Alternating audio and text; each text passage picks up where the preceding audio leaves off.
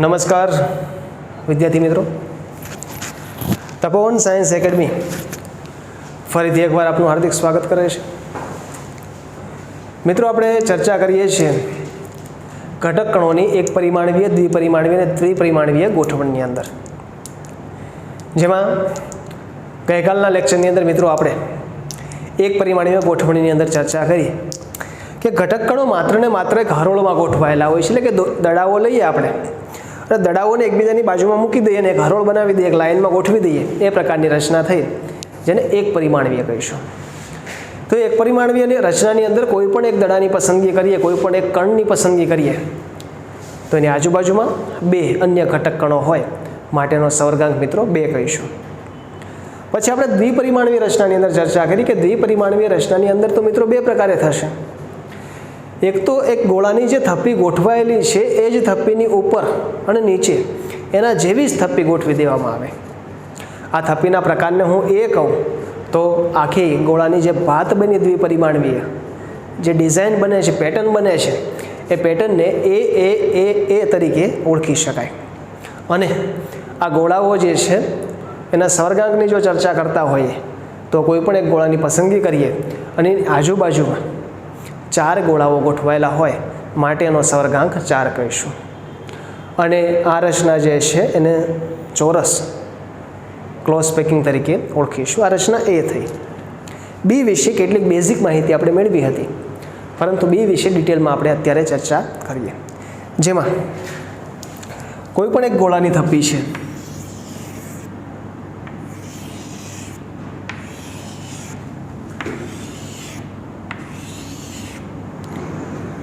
હવે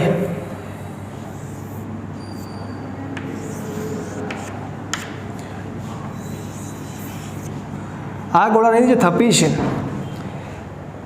એની વચ્ચે રહેલી ખાલી જગ્યામાં એક બીજી થપ્પી ગોઠવવા માટે પ્રયત્ન કરું છું. આ વચ્ચે જે ખાલી જગ્યા રહેલી છે ત્યાં બીજી થપ્પી આવે છે.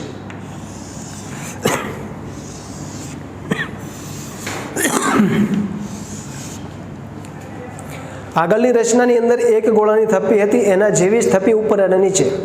અહીંયા ફેરફાર એ છે કે ગોળાની વચ્ચે રહેલી ખાલી જગ્યા પર બીજો ગોળો ગોઠવાય અને આ જ પરિસ્થિતિમાં ઉપર ગોળો ગોઠવીએ. ધારો કે ખાલી જગ્યા ઉપર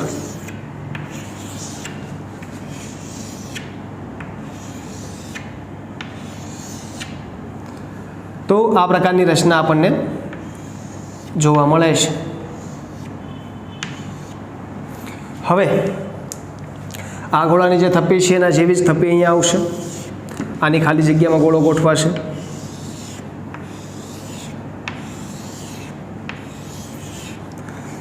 એ જ પ્રમાણે ફરીથી ખાલી જગ્યાની અંદર ગોળાની ગોઠવણી કરીએ.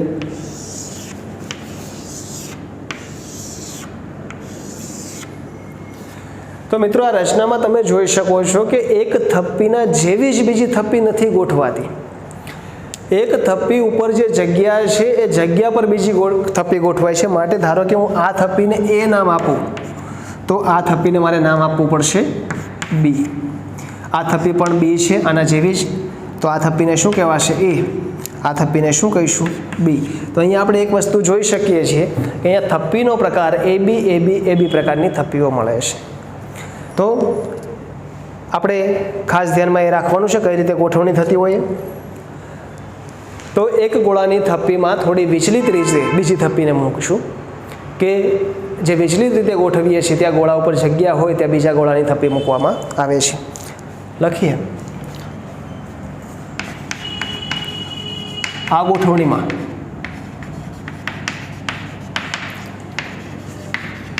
એક ગોળાની થપ્પી પર વિચલિત રીતે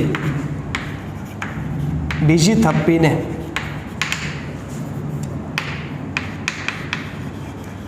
ગોઠવવામાં આવે છે. એક ગોળાની થપ્પી છે, થોડીક વિચલિત રીતે એની વચ્ચે જે જગ્યા ખાલી છે ત્યાં બીજી થપ્પીને મૂકીએ છીએ. પરિણામે રચનામાં આ જે ગોઠવણી કરી છે તેમાં 2 થપ્પી જોવા મળે છે। એક થપ્પી ને એ અને બીજી થપ્પીને બી તરીકે ઓળખાય છે। એક થપ્પીને નામ આપી દીધું એ, બીજી થપ્પીનું નામ થશે બી। તો થપ્પીનો પ્રકાર મિત્રો કયો કહી શકાય? એ બી। આમ થપ્પીનો પ્રકાર એ બી જોવા મળે। બરાબર। અહીંયા આપણે ચર્ચા એ કરી માત્ર કે થપ્પીનો પ્રકાર કયો જોવા મળે, કયા પ્રકારની થપ્પી હોય ને કઈ રીતે રચના થાય। હવે થોડુંક ડિટેલમાં જોઈએ। આગળની રચના હતી એ અને અહીંયા ફરક શું છે? તો અહીંયા બે પ્રકારના ત્રિકોણની રચના થઈ, ત્યાં સમચતુષ્ફલકી પ્રકારનું છિદ્ર હતું। એટલે કે એ પ્રકાર કરતાં જે આપણે આગળની રચના જે જોઈ તેના કરતાં આ રચના વધારે દ્રઢ જોવા મળે છે ને વધારે મજબૂત છે। તો લખી શકીએ આ પ્રકારની ગોઠવણી વધારે દ્રઢ અને મજબૂત હોય છે। બીજું, આમાંથી કોઈ પણ એક ઘટક કણની પસંદગી કરીએ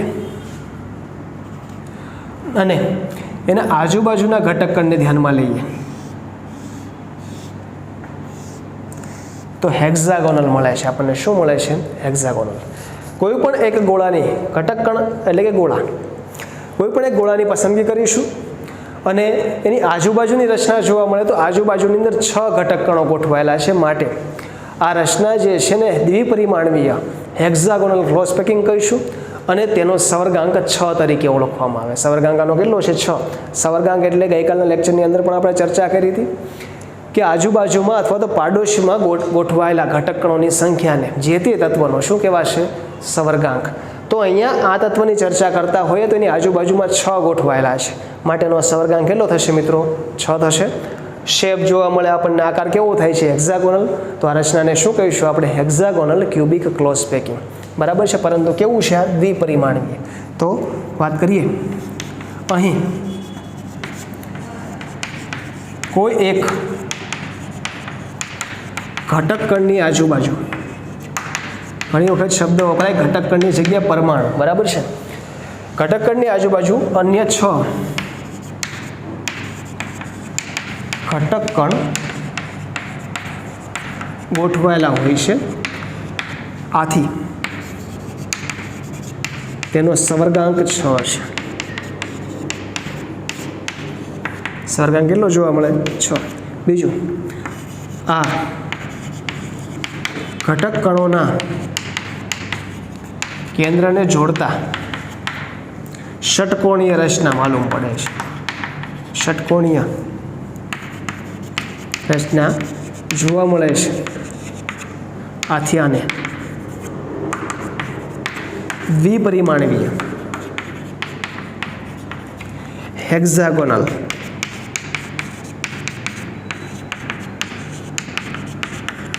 ક્લોઝ પેકિંગ કહેવાય છે। શું કહેવાય મિત્રો? દ્વિપરિમાણીય હેક્ઝાગોનલ ક્લોઝ પેકિંગ। બરાબર। આ બેઝિક માહિતી ઘણી બધી મળી ગઈ, પણ હજુ પણ આ છિદ્રો વિશે પણ થોડી ઘણી વાત કરી લઈએ। ચાલો, કે અહીંયા આપણે જોઈએ છે બે પ્રકારના છિદ્રો છે, ખાસ ધ્યાનમાં રાખજો। એક છિદ્રની રચના આવી છે, જો અહીંયા હું દર્શાવું છું। અહીં એક પ્રકારનું છિદ્ર થયું। બીજું છિદ્ર જે છે એ ઊંધા ત્રિકોણમાં છે। બીજું છિદ્ર આ પ્રકારનું છે। તો અહીંયા ત્રિકોણીય છિદ્ર જોવા મળે છે અને બંને ત્રિકોણીય છિદ્ર જે છે એ વિરુદ્ધ દિશામાં હોય છે। અહીં છિદ્રો એકબીજાની વિરુદ્ધ દિશામાં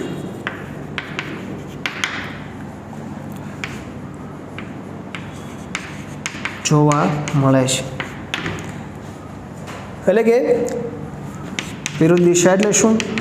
તો ત્રિકોણના શિરોબિંદુ જુદી જુદી દિશામાં હશે।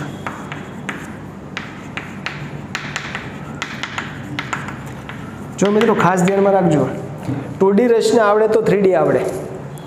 2D ની અંદરના છિદ્રો સમજાય તો 3D રચના ગોઠવતા હોય તો એ છિદ્રો વિશે પણ માહિતી આપણને મળે. માટે દ્વિપરિમાણીય ચોરસ ક્લોઝ પેકિંગ એટલું જ અગત્યનું જેટલું દ્વિપરિમાણીય હેક્ઝાગોનલ ક્લોઝ પેકિંગ. થિયરીમાં પ્રશ્ન ઓછો પૂછાય, પરંતુ MCQ પૂછાય, પરંતુ 3D રચના આપણા માટે મોસ્ટ ઇમ્પોર્ટન્ટ છે. અને 3D રચના સમજવા માટે બંનેની 2D રચના આવડતી હોવી જોઈએ.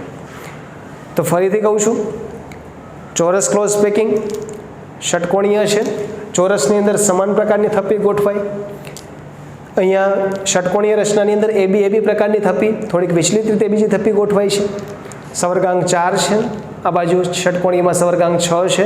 અહીંયા કેન્દ્રને જોડીએ તો ચોરસની રચના થાય. અહીંયા ઘટક કણોના કેન્દ્રને જોડીએ તો ષટકોણની રચના થાય. આ રચના વધારે દ્રઢ છે. અહીંયાના ત્રિકોણ જે છે એને 4 ખૂણા હોય છે, એટલે કે સમચતુષ્ફલકીય પ્રકારના ત્રિકોણ જોવા મળે.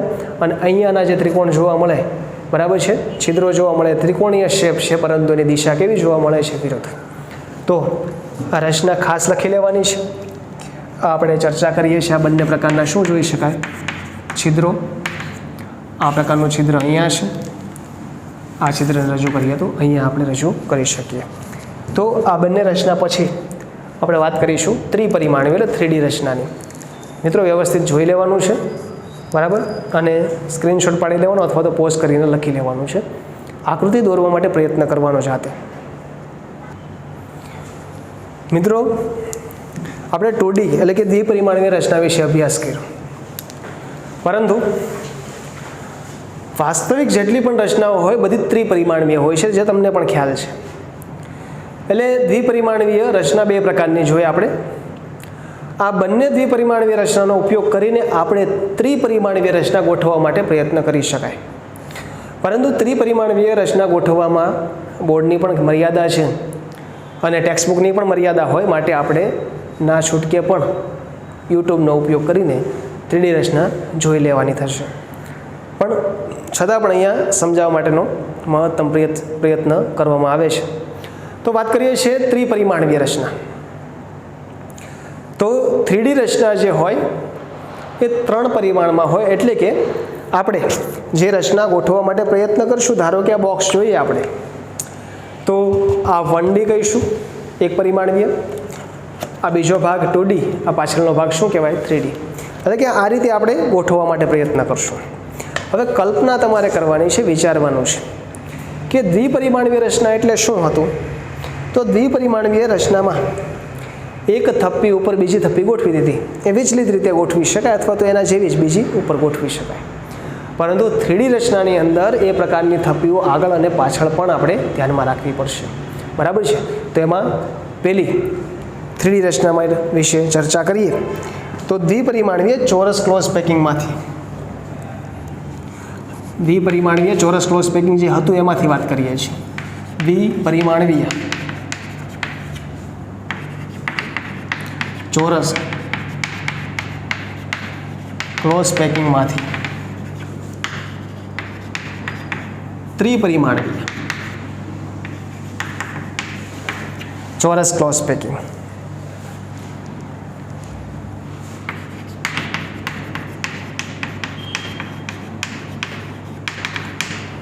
તો દ્વિપરિમાણીય રચનામાં જે આપણે શીખા કે એક થપ્પી હતી, એના જેવી જ બીજી થપ્પી એની ઉપર અને નીચે આપણે ગોઠવી દઈએ. એ થપ્પીનો પ્રકાર એ હોય તો આખી જે ભાતની રચના છે, એટલે કે જે ડિઝાઇન છે, પેટર્ન છે, આપણને એ પ્રકારની જોવા મળે છે. હવે એને આપણે 3Dમાં ગોઠવવા માટે પ્રયત્ન કરીએ. તો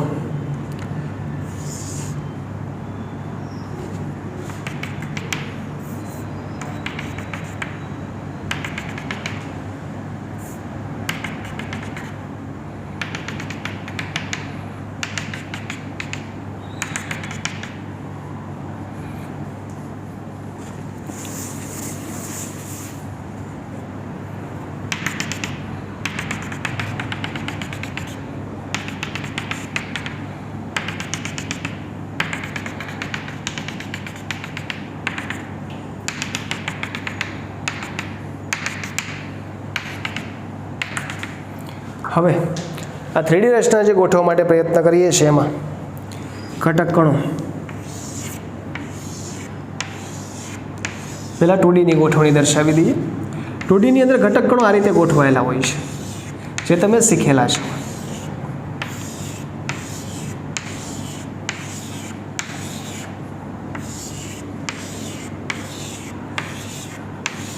આ 2D રચના થઈ, જેમાં એક થપ્પી ઉપર બીજા પ્રકારની થપ્પી હોય. આ થપ્પીને શું નામ આપી દઈએ? એ. હવે આ થપ્પીની એક્ઝેક્ટ પાછળ જ આના જેવી જ થપ્પી ગોઠવવામાં આવે તો આની પાછળના ભાગમાં થપ્પી ગોઠવવા માટે પ્રયત્ન કરું છું. પાછળના ભાગની થપ્પી એવો છે.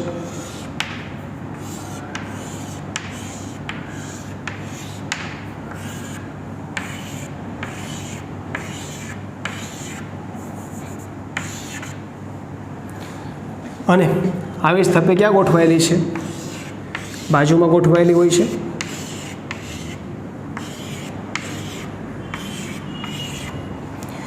તો આ પ્રકારની થપ્પી 3D રચના ગોઠવવા માટે પ્રયત્ન આપણે કરેલો છે. હવે વાત એ કરવાની છે કે ધારો કે હું આ 4 ખૂણાની પસંદગી કરીશ, આગળના જ માત્ર, તો આ રચના જે છે કેવી કહેવાય? દ્વિપરિમાણીય ચોરસ ક્લોઝ પેકિંગ.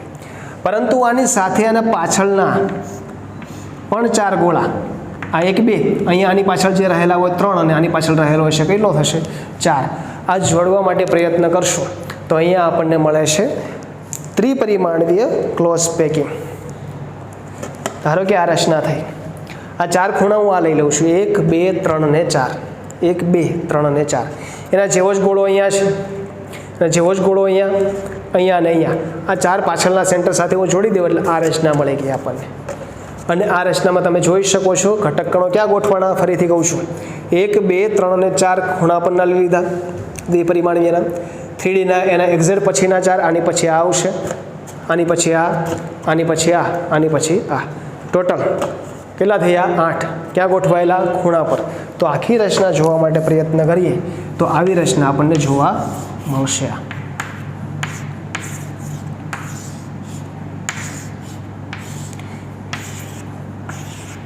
માત્ર ખૂણાને જ ધ્યાનમાં હાલ લઉં છું.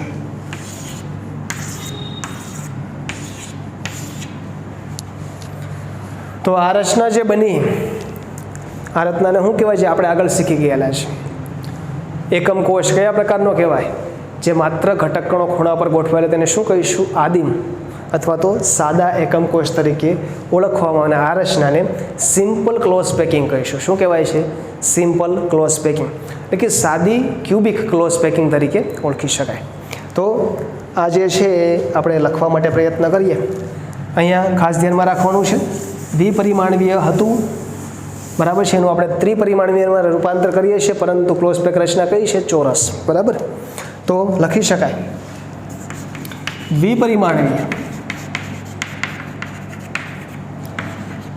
ચોરસ ક્લોઝ પેકમાં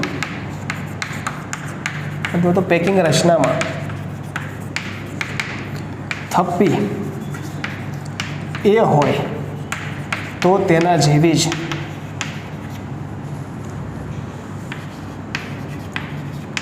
બીજી થપ્પી એ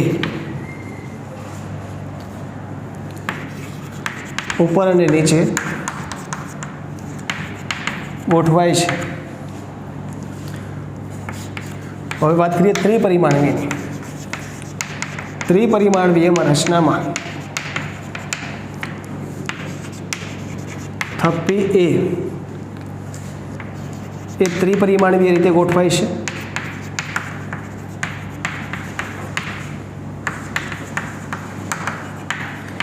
આગળની રચના તો એ થઈ, આને પણ શું કહી શકીએ? એ અને એ. આમ થપ્પીનો પ્રકાર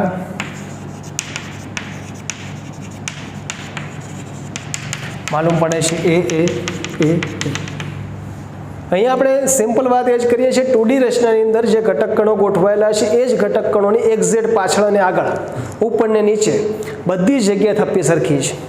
થપ્પીને નામ આપી દીધું એ, તો બધી થપ્પીનો પ્રકાર કેવો થશે? એ પ્રકાર થશે. અને આ પ્રમાણે આ ખૂણાઓ જે છે ઘટક કણોના કેન્દ્રને જોડવામાં આવે તો આ ઘટક કણોના કેન્દ્રને જોડતા ચોરસ ક્લોઝ પેકિંગ જોવા મળશે. જે રચના આદિમ સાદા એકમ કોષમાં હોય છે.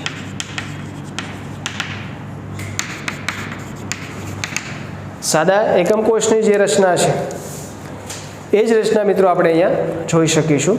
સાદા એકમ કોષની અંદર ઘટક કણો માત્ર ને માત્ર ખૂણા પર ગોઠવાયેલા હોય છે, તો અહીંયા પણ ઘટક કણો માત્ર ને માત્ર ખૂણા પર ગોઠવાયેલા હોય છે. માટે આને આદિમ ક્યુબિક એકમ કોષ કહેવાય છે. શું કહીશું આપણે? આદિમ ક્યુબિક એકમ કોષ. તો આ રચનાની અંદર આપણે 2D જે છે એનું રૂપાંતર 3Dમાં કરવા માટેનો પ્રયત્ન કર્યો, પરંતુ 2Dનું રૂપાંતર 3Dમાં કર્યું એના માટે પહેલો પ્રકાર ચોરસ ક્લોઝ પેકિંગ જે છે એનું ત્રિપરિમાણીય ચોરસ ક્લોઝ પેકિંગમાં રૂપાંતર.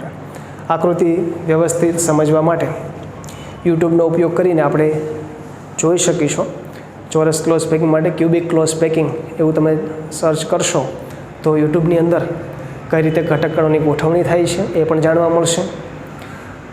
2D અને 3D બંનેનો અભ્યાસ તમે એમાં કરી શકશો.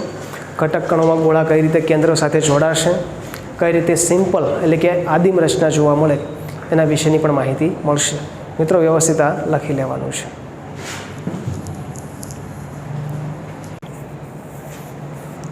મિત્રો દ્વિપરિમાણીય ષટકોણીય ક્લોઝ પેકિંગ પરથી ત્રિપરિમાણીય ષટકોણીય ક્લોઝ પેકિંગ. ષટકોણીય એટલે હેક્ઝાગોનલ અને દ્વિપરિમાણીય હેક્ઝાગોનલ હમણાં જ આપણે ચર્ચા કરી આ જ લેક્ચરમાં, કે જેમાં ગોળાની એક થપ્પી હતી એના ઉપર ગોળાની બીજી થપ્પી થોડી વિચલિત રીતે ગોઠવવામાં આવે છે. અને આ વિચલિત રીતે ગોળાની થપ્પી ગોઠવીએ છીએ જેના કારણે ત્રિકોણીય છિદ્રની રચના થાય, એ ખાસ ધ્યાનમાં રાખવાનું તમને ચર્ચા પણ કરેલી હતી. હવે આ દ્વિપરિમાણીય જે ષટકોણીય ક્લોઝ પેકિંગ છે તેમાં રહેલા ગોળાની ખાલી જગ્યા ઉપર ત્રીજું સ્તર મૂકી દઈએ છીએ આપણે, બરાબર. તો અહીંયા આપણે સ્તરની ગોઠવણી પર આધાર રાખવો પડશે. તો ષટકોણીય અથવા તો દ્વિપરિમાણીયમાંથી ત્રિપરિમાણીય ષટકોણીય ગોઠવણી જે છે એ સ્તરની રચના ઉપર આધાર રાખશે. પહેલી વાત કરીએ પ્રથમ સ્તર પર બીજું સ્તર. પ્રથમ સ્તર પર બીજા સ્તરની ગોઠવણી વિશે ચર્ચા કરીએ. આકૃતિ જે છે એ ખાસ ધ્યાનમાં રાખવી પડશે. તો પહેલાં હું રચના જે દર્શાવીશ એ ષટકોણીય છે, બરાબર.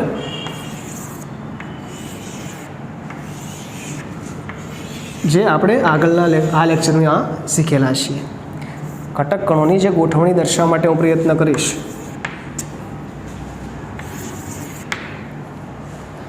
હવે આની ખાલી જગ્યામાં બીજા ગોળાઓની ગોઠવણી કરીએ.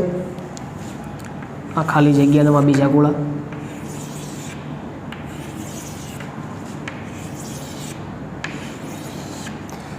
આ ખાલી જગ્યા જે રહેલી છે ત્યાં બીજા ગોળાની ગોઠવણી કરીએ.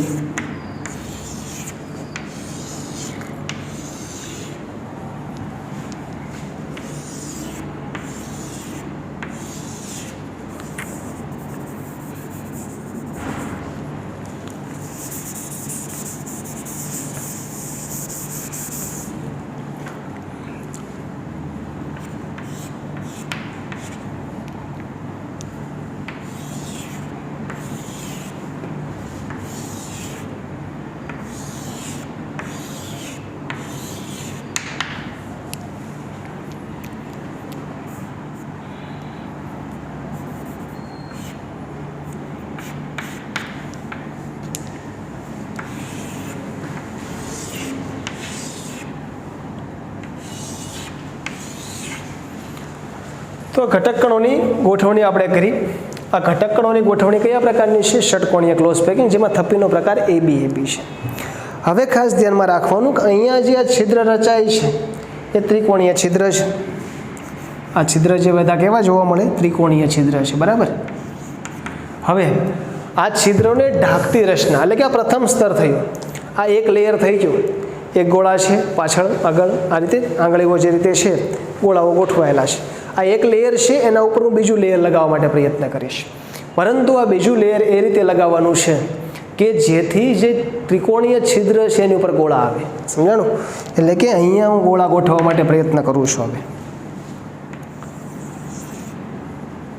ગોળાની ગોઠવણી દર્શાવી છે.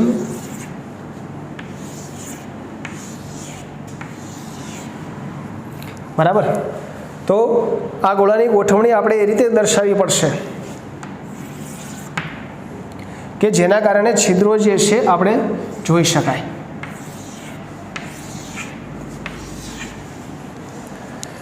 હવે મેઇન વસ્તુ આપણે જે સમજવાની છે, અહીંયા આપણે છિદ્રો જોવા માટે પ્રયત્ન કરીએ તો આ ગોળા ઉપર બીજું સ્તર ધારો કે ગોઠવાયેલું છે, તો આ ગોઠવી નાખવું આપણે. ચાલો, ગોઠવાય છે, ગોઠવાય છે, ગોઠવાય છે. હવે અહીંયા આપણે એક નીચેની રચનાને ધ્યાનમાં લઈએ. ધારો કે આ ત્રિકોણ, બરાબર. તો હું આ ત્રિકોણ રચના દર્શાવી દીધી. એના ઉપર એક ગોળો છે. આ ત્રિકોણનું જે છે એ કેન્દ્ર, આ 3 કેન્દ્રને મેં જોડી દઈએ. ધારો કે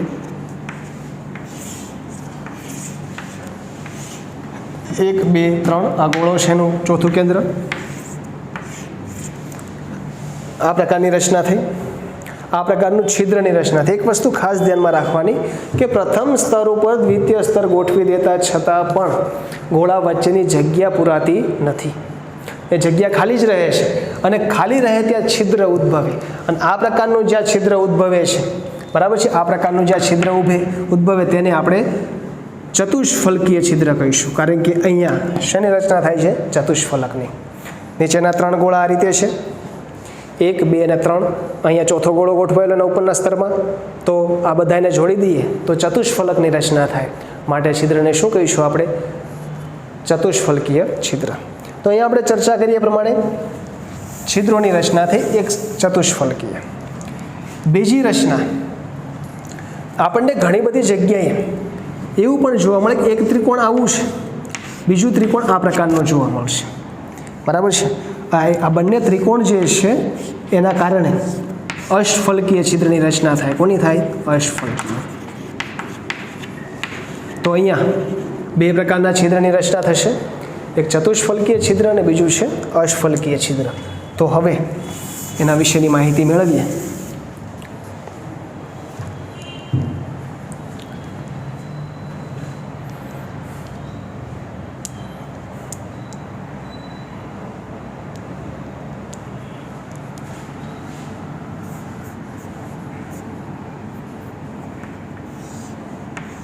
જો આ ગોળાને જોડવામાં આવે તો એક છિદ્ર બ્લુ, બીજું છિદ્ર આનું જોવા મળે. આ કઈ પ્રકારની રચના થઈ? આ રચના 2 ત્રિકોણ, આ વોઇડને શું કહેવાય? ઓક્ટાહેડ્રલ. તો આપણે દર્શાવવા માટે પ્રયત્ન કરું આકૃતિમાંથી, અને તમારે આના માટે વ્યવસ્થિત આકૃતિ ધ્યાનમાં લેવી હોય તો પેમ્પલેટની અંદર આપેલી છે, તમે ધ્યાનમાં લઈ શકો છો. હવે લખવા માટે પ્રયત્ન કરીએ તો અહીં ત્રિપરિમાણવીય અથવા તો અહીં ષટકોણીય ક્લોઝ પેકિંગમાં એક થપ્પી એ અને બીજી થપ્પી બી હોવાથી થપ્પીનો પ્રકાર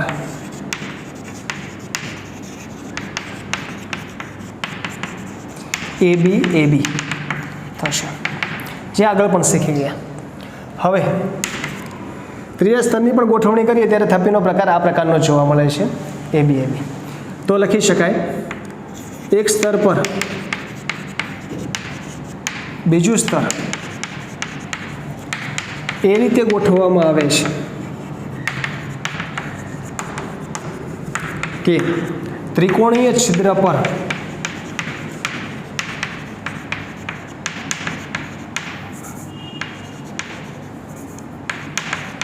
ગોળા કે ઘટક કણ ગોઠવાય. જે આપણે હમણાં શીખ્યા કે આ રીતની રચના હતી.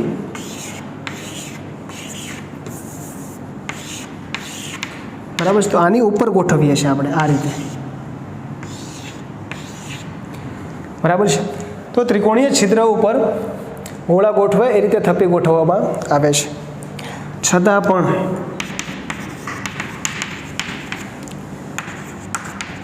છિદ્રો એ ભરાતા નથી, છિદ્રો એ ભરાતા નથી, પરંતુ એક સ્તરના 3 ગોળા, એની ઉપર આવતો એક બીજા સ્તરના ગોળા, એની વચ્ચે સમચતુષ્ફલકીય છિદ્રની રચના થાય છે, બરાબર છે।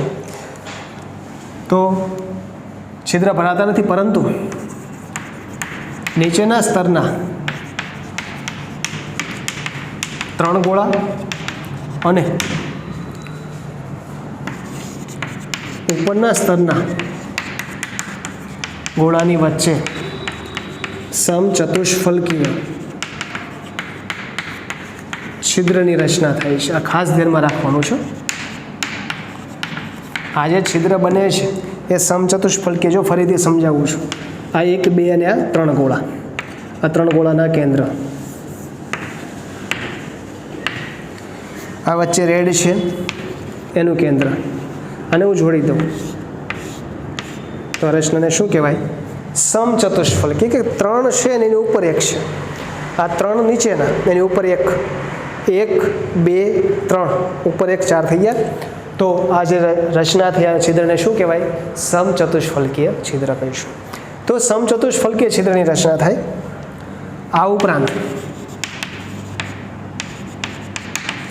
કેટલીક જગ્યાએ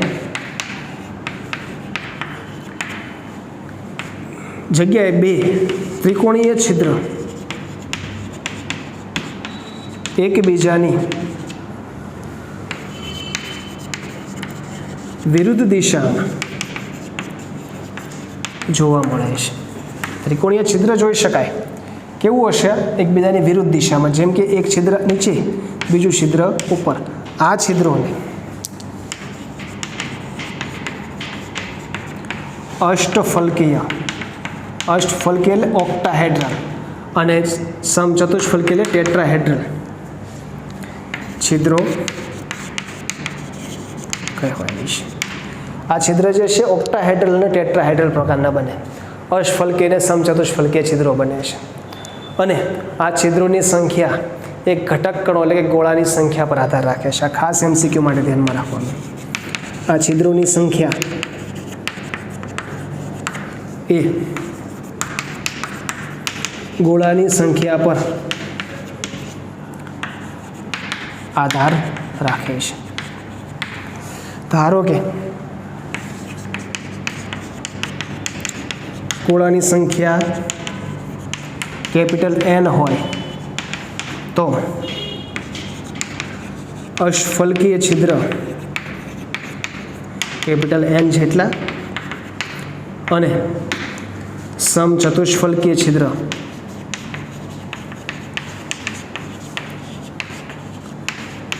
n જેટલા હોય છે। એટલે કે આજે મિત્રો ચર્ચા આપણે કરીએ છીએ એમાં આ છિદ્રોની સંખ્યા ગોળાની સંખ્યા ઉપર આધાર રાખે કે ધારો કે 100 ઘટક કણો ભાગ લે છે, 100 પરમાણુઓ છે, અને પ્રશ્ન પૂછાય કે કોઈ એક રચનાની અંદર 100 પરમાણુઓ ગોઠવાયેલા છે ને ત્યાં અષ્ટફલકીય છિદ્રની સંખ્યા જણાવો, તો ગોળાની સંખ્યા જેટલા અષ્ટફલકીય છિદ્ર અને એની કરતાં બમણી સંખ્યામાં સમચતુષ્ફલકીય છિદ્ર જોવા મળે।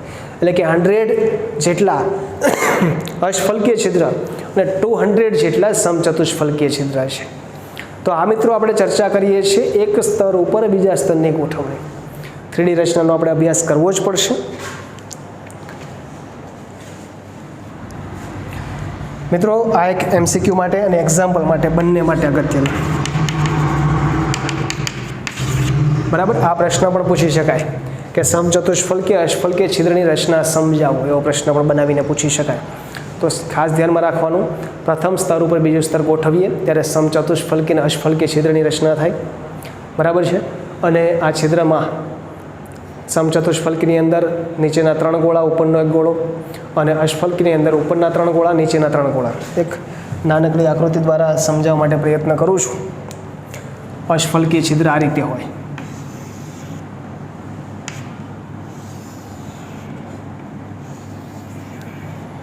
આ રચના થઈ। હવે આના ઉપર બીજા 3 ગોળા આ રીતે ગોઠવાયેલા હોય,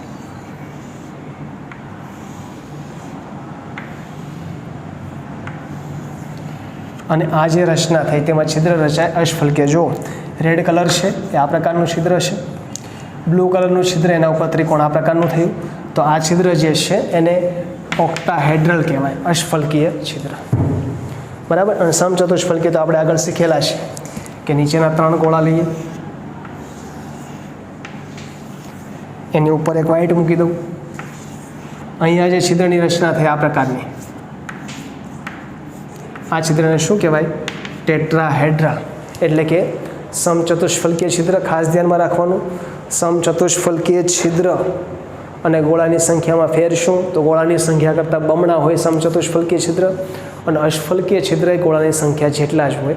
ધારો કે કોઈ સ્ફટિકની રચનાની અંદર 100 જેટલા ઘટક કણો છે, તો સમચતુષ્ફલકીય છિદ્રની સંખ્યા કેટલી? તો 200, અને અષ્ટફલકીય છિદ્રની સંખ્યા 100 આવશે. મિત્રો વ્યવસ્થિત જોઈ લેવાનું છે, આકૃતિની ખાસ જોવાની, આ બધી બાબતો ખાસ ધ્યાનમાં રાખવાની છે, વ્યવસ્થિત પોઝ કરીને લખી લેવાનું છે. મિત્રો જય હિન્દ, જય ભારત. ફરીથી કહું છું, પ્રશ્ન પૂછાય છે, મોસ્ટ આઈએમપી છે, હોમવર્કમાં લખવાનો.